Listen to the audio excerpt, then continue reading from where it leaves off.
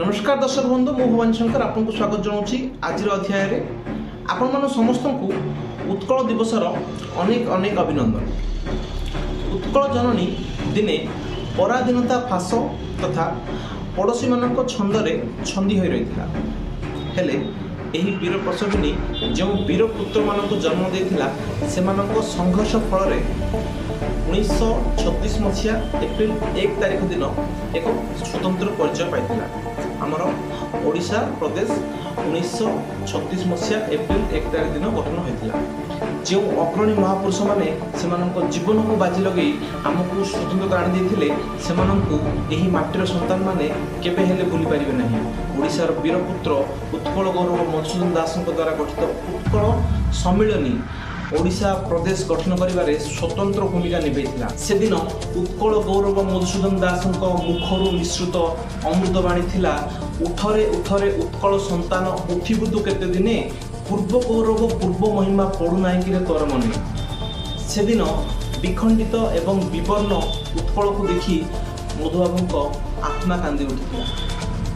से दिन से ओडिशार पूर्ण अवयव परिकल्पनार स्वप्न देखिथिले एवं यापर 1903 मसीह से तांकर उत्कल सम्मिलन गठन करथिले जो कि 62 जन स्थायी सदस्य थिले।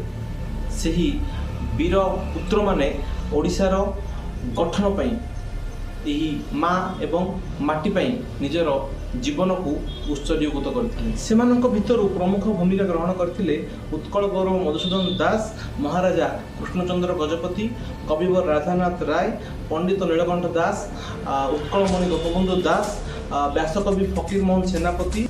एही महारथी मानकर आप्राण उद्यम फल 1936 मसीहा एप्रिल 1 तारिख दिन सर्वमोट 6टी जिला को लेकिन आमर ओडिशा प्रदेश गठन होता।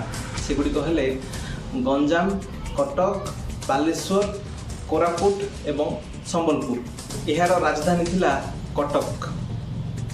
अवश्य सेतबेलू उत्कल गौरव मधुसूदन दास आउ नथिले। 1934 मसीह से इहलीला संवरण कर किंतु तांको द्वारा गठित जो उत्कल सम्मिलनी उत्कल प्रदेश बा ओडिशा को गठन करिबारे बहुत बड़ भूमिका निभाइथिला। से कह जाए उत्कल सम्मिलनी ओडिशा प्रदेश गठन करिबारे एक भित्तिभूमि सृष्टि करथिला। शेष में बंग प्रदेश एवं मद्रास सहित बंधा होई पड़िथिबा आमर स्वतंत्रता एवं सम्मान आमे फेरी पाइथिलु। सेथिपई उत्कल दिवस प्रति ओडियांक पई एक गर्व एवं गौरवर कारण। यार ऐक्य थिला अत्यंत गौरवमय। यही माटीर स्वाधीनता पाई बक्सी जगबंधु, वीर सुरेंद्र साय, बाजी राउत निजर जीवन को उत्सर्ग करथिले। यही ओडिशा माटी पवित्र माटी। यही ओडिया माटी रे चंडाशक पाद देई धर्माशक रे परिवर्तन होइथिले।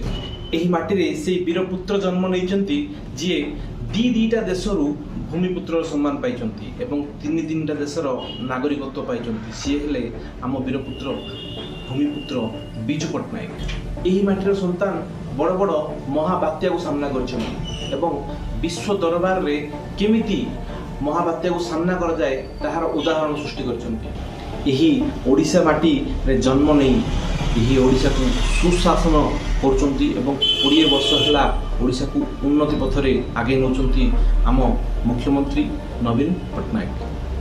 तो यही शुभ दिन रे सही अमर आत्मा जो माने यही माटी को स्वतंत्र परिचय देचंती सेमानकु आमे श्रद्धांजलि जनाऊँ एवं आमर ये वीडियो देखिबारु आपको बहुत बहुत धन्यवाद। आम चैनल को सब्सक्राइब करने को भूलिबेनि। वंदे उत्कल जननी।